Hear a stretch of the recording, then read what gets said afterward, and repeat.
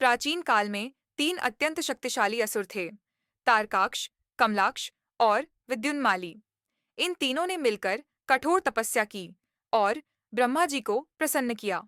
उनकी तपस्या से प्रसन्न होकर ब्रह्मा जी प्रकट हुए और बोले, हे असुरों, मैं तुम्हारी तपस्या से प्रसन्न हूँ।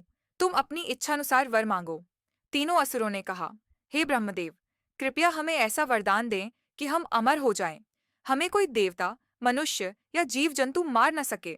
ब्रह्मा जी ने समझाया, अमरता का वरदान तो संभव नहीं, क्योंकि जो जन्म लेता है उसकी मृत्यु अवश्य होती है।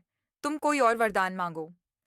तीनों असुरों ने चालाकी से कहा, ठीक है प्रभु, हमें ऐसे तीन नगर दें जो क्रमशः सोने, चांदी और लोहे के बने हों, और जब तक ये तीनों नगर एक सीधी रेखा में न आएं, तब तक हमारी मृत्यु न हो। ब्रह्मा जी ने उन्हें यह वरदान दे दिया। तीनों असुरों ने तीन अद्भुत नगर बनाए जो आकाश में उड़ सकते थे। ये नगर तीनों लोकों में भ्रमण करते रहते थे, जिससे देवताओं सहित सभी प्राणी त्रस्त हो गए। असुरों ने इन नगरों से तीनों लोकों में अत्याचार मचाना शुरू कर दिया। देवताओं ने अंततः भगवान शिव की शरण ली और त्रिपुरासुरों से रक्षा की प्रार्थना की। भगवान शिव ने त्रिपुरासुरों के विनाश के लिए भव्य तैयारी की। एक दिव्य रथ का निर्माण हुआ, जिसमें पृथ्वी रथ बनी, सूर्य और चंद्रमा उसके पहिए थे, और भगवान विष्णु स्वयं उसके तीर बने। भगवान शिव ने पाशुपत अस्त्र ग्रहण किया। सभी देवता इस दिव्य युद्ध को देखने के लिए उपस्थित हुए।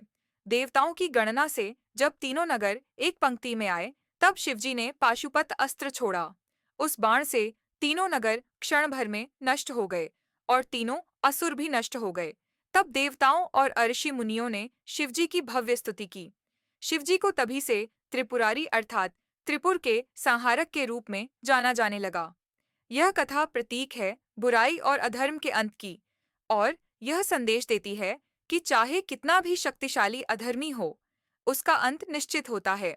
यह कथा शिव के पराक्रम, बुद्धि, संयम और धैर्य को स्पष्ट करती है, जिससे भक्तों को प्रेरणा और शक्ति मिलती है।